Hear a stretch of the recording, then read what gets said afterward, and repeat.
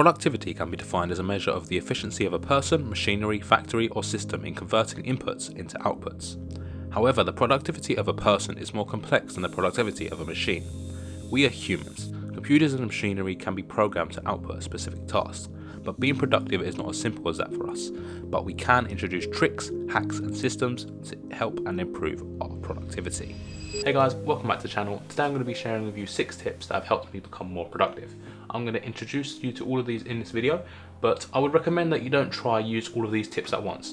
Because just like building habits, if I try to build 7 habits at a time, the chances are I'll fall off track, as I have done before. And I recommend that you try and build these slowly, introduce them, see the ones that you like, see the ones you don't like. You probably like all of them, but don't try to use all of them at once. Just slowly implement them. That's what I think about them. You can implement more at once, and that can work, but just try and be steady with it, and it probably end up being more positive in the long run. Also, if you really want to improve your productivity, I recommend that you stay around to the end of this video, because the last tip I think would be really useful, because it really helped me with my productivity, and I think it can really help you as well. Firstly, we're talking about planning your day, and planning your day, this is something that is really crucial and has really helped my productivity. I used to not plan my day. If you see my Google Calendar, my productivity series, I just put in events that were happening, but now I've kind of changed it a bit, because now I'm using Google Calendar to plan my day, and I'm putting what's happening when more specifically. So say recording this YouTube video, this video would be on my calendar right now, so it's got a certain time slot that I've got to record it. And the reason I'm doing this is because I found out that planning my day with not planning my day led to me not doing as much as I possibly could. So it allows me to do more work in a specific amount of time, because I'm being more specific what I'm doing. I'm not sitting down and then going, okay, what am I going to do? Because I've already myself planned what I'm going to do for that day, either that being the night before or in the morning. So that has really helped with my productivity. And I plan my day by using my to-do list. So I have my to-do list that I use on Todoist. I made a whole video about that. I'll leave that up there. You can check that out. That's my to-do list.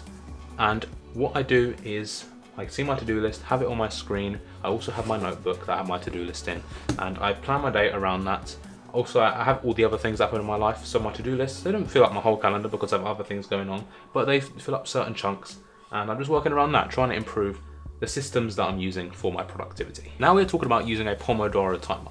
The Pomodoro technique, if you don't know what it is when you split up your work into different chunks. Traditionally, it's you take 25 minutes of work and then you take a 5-minute break, and then you do that 4 times, and then you take a longer break, and then you repeat.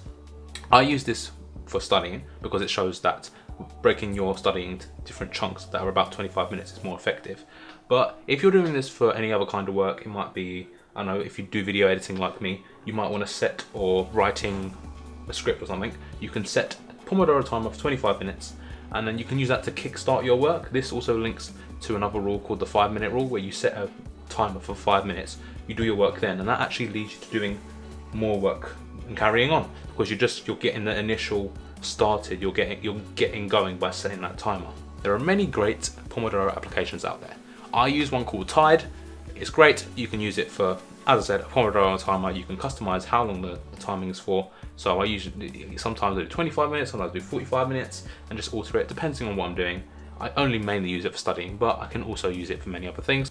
Something that has really helped with my productivity is implementing something called the 2-minute rule. David Allen talks about this in his book, Getting Things Done. And essentially the 2-minute rule is, if you have something, whatever that may be, that takes 2 minutes or less, you have to do it there and then.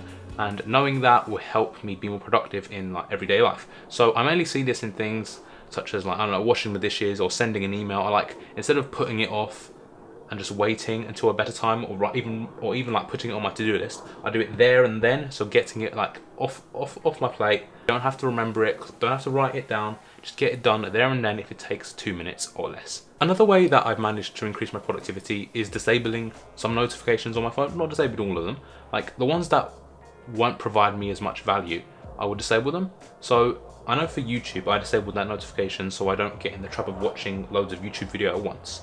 But I can go on my laptop and watch YouTube, so I'm being more selective on what I'm watching. If I see a notification, I'm not going to go straight into them and watching loads of videos, because I know that could happen. But like the YouTube Studio app, I leave the notifications on for that, because I know if there's a comment, I want to reply to it. So if the notification's there, I can easily reply. But like, this doesn't mean not having notifications at all. It's like all the messages apps, so I leave the notifications on so I can receive those messages. So I recommend that you just give it a try, go into the settings app on your phone, disable some notifications on some apps that you find not as useful, and see what works best for you. Meditation is something I've tried for quite a few times now, and I found that it has helped my focus, but I haven't been as consistent as I wanted to be with it, but that is something I'm working on. When I do meditate, I feel the difference. Like, I can see my focus is much better in the day. Like, I can get to work much quicker compared to when I don't do it. So it's something that I think could really help you be more productive. If you want a guided meditation, there are loads of apps out there. I use YouTube. Like, I would just search guided meditation and see what one that I like, click it, listen to it for however long I want to listen to it while I'm meditating, and I use that. Lastly, I wanted to talk a bit about mindset and the mindset around motivation. And instead of seeking motivation to do something, you should instead try and cultivate the discipline to do something. I read this in an article, and it was, as the article says, it was a paradigm shift for me. It was a light bulb moment. If I try and build habits, if I try and do something that will, instead of waiting to feel like it and just do it, but it's easier than said than done, but actually trying to build the discipline, build a daily habit, the weekly habit, whatever you're trying to do, if you try and build the discipline to do something and not base it on how you're feeling to do something, it will end up giving you a happier life and make you more productive. The mindset behind this links back to this quote that I heard on Tyler Babin's Instagram and by this someone called Gregarious, I believe. And it says, if you wait until you're ready, you'll never get started. And this goes back to, like, when I started this channel, all of this here wouldn't exist if I didn't start. I started with my phone and a £5 tripod. That's how I started. You can start just the same.